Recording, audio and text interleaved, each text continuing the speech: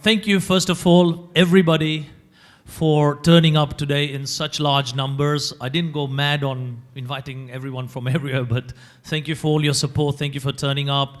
And I'm sure you will realize this is for a very good cause, something I'm very passionate about. So thank you for your support.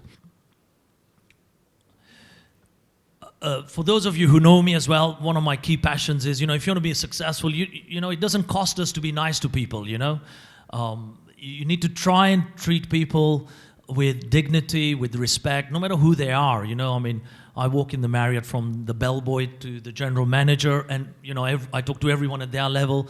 It doesn't cost you anything, so big people do not make other people look small. I always say that.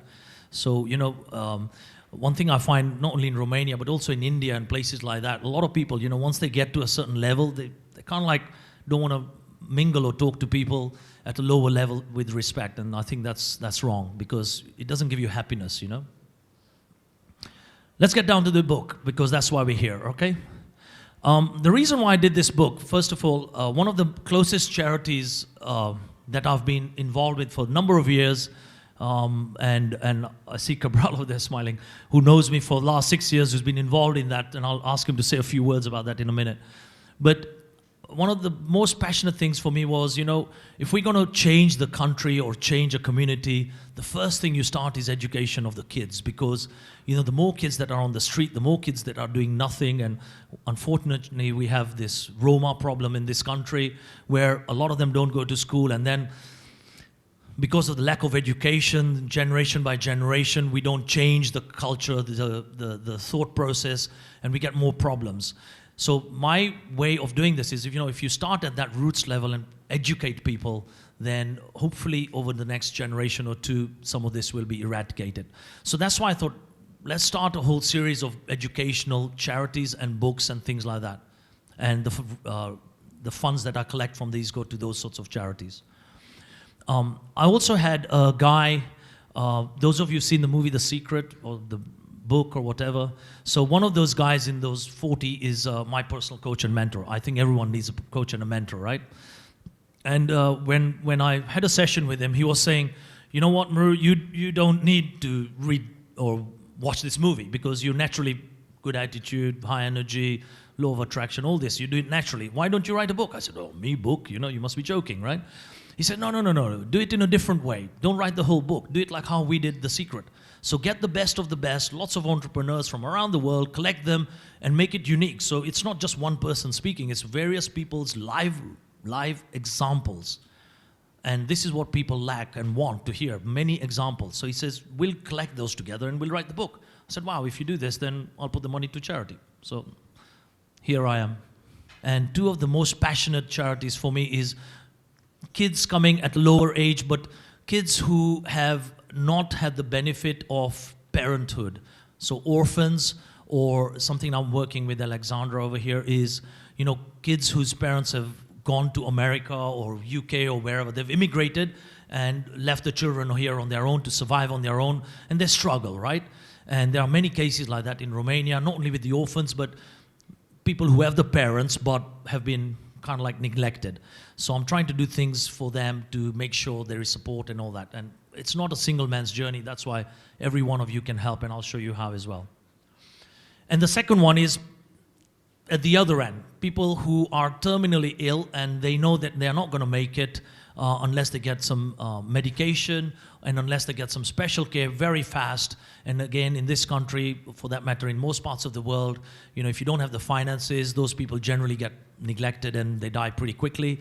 So the hospice Casa Sperante over here are doing a fantastic job.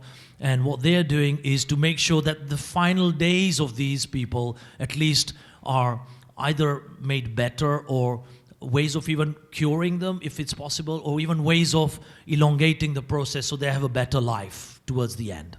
So hopefully they die happily. Yeah, we all got to die someday. Atunci când ai o gală de prezentat, când ai o gală de susținut, când ai o licitație de susținut, este foarte greu. Foarte greu pentru că oamenii vin în primul rând pentru a fi văzuți, în primul rând pentru a fi văzuți și în primul rând pentru a fi văzuți. Partea cu datul banilor este o chestie secundară care la un moment dat s-ar putea să-i prindă. Ca să-i prindă ai nevoie de câteva ancore, de câțiva oameni care vin acolo nu ca să fie văzuți, ci pentru a ajuta și pentru a face lucrurile să se miște. Individul din imagine este una dintre cele 3 ancore care de-a lungul celor 7 ani de show-uri de caritate ne-a scos de foarte multe ori din belea. El este cel care știe să fie jucător, care știe să ridice miza unei licitații cu strigare și atunci când ceva nu funcționează, te duci la indian. Și are un stil foarte bun, nu știu, e psihologie, e cunoașterea psihologiei maselor sau... Nu-mi dau seama ce e. Cert este că atunci când o licitație s-a blocat undeva, bine, ok, are și bani. Ăsta e adevărul.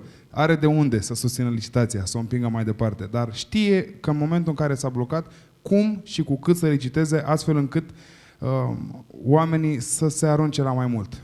About Hospice Casa Speranței, 2012 is our 20th anniversary year. We are more than glad that during these 20 years of taking care of kids and adults with life-limiting diseases, we succeed to offer free care, so no charge care, for more than 17,000 patients. And in the same time, one of our main direction of development was for Romania, education of palliative care, so hospice care specialists. And for us, this 2012 means that we will start to build an hospice, so an unit with beds even in Bucharest, because 20 years ago we started in Brașov. And right now in Bucharest we have only home care unit, so we have doctors that take care of patients in Bucharest for every week.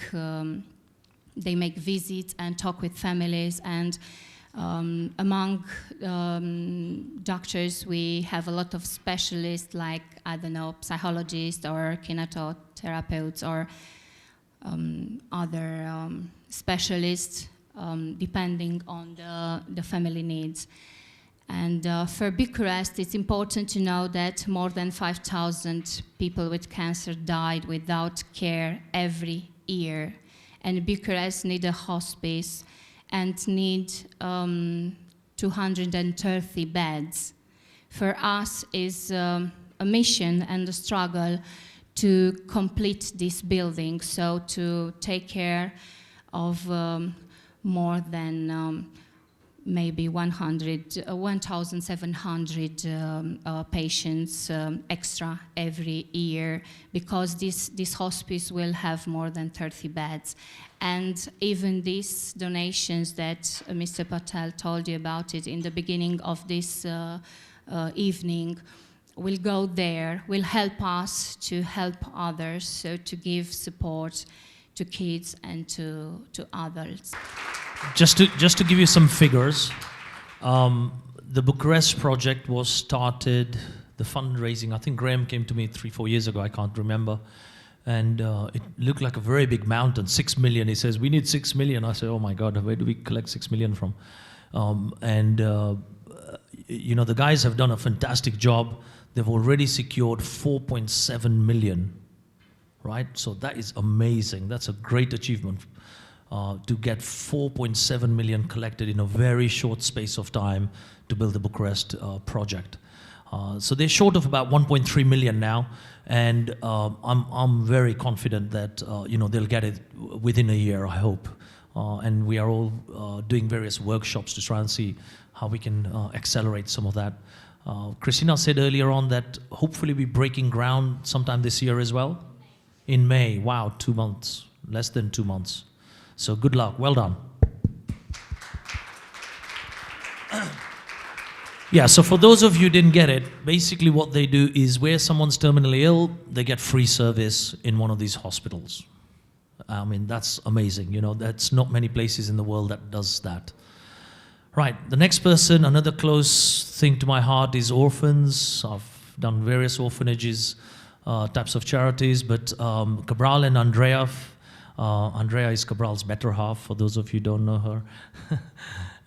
So Andrea and Cabral do a lot of good work. They do a lot of good work. They don't jump and shout about it, and I think they should do the same thing. They should take some of their own medicine trying to tell me to jump and shout. They should do the same.